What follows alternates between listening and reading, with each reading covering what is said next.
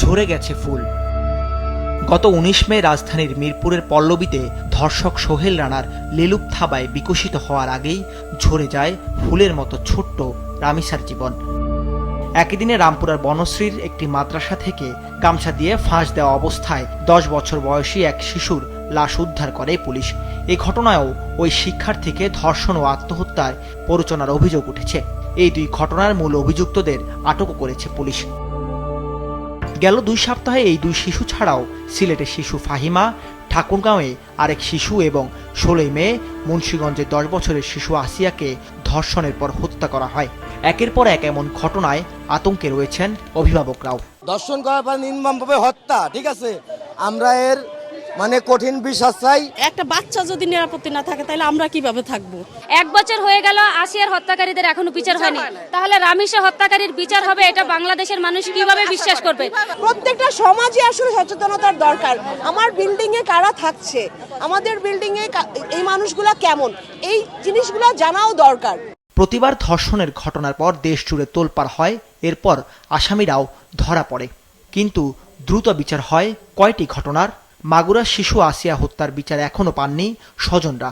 ১০ বছর পার হলেও বিচার পাননি কুমিল্লার তনু স্বজনরাও।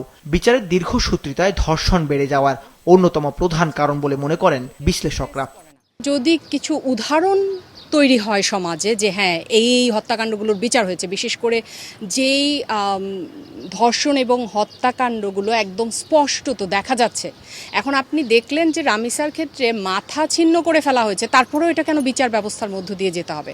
কিন্তু নিশ্চয়ই কোনো কারণ থাকে, বিচারিক একটা ব্যাপার তো থাকে, কিন্তু সেটা যেন খুব দ্রুততম সময় হয় এবং উদাহরণ সৃষ্টি করে যেন এর পরবর্তীতে অন্য কেউ এই ধরনের হত্যাকাণ্ড বা এই ধরনের রেপের ঘটনা ঘটাতে না পারে। তারা আরও জানান, শুধু বিচারের দৃষ্টান্তই স্থাপন নয়, চরম নৈতিক অবক্ষয়ের কারণেও এই ধরনের ঘটনা বাড়ছে।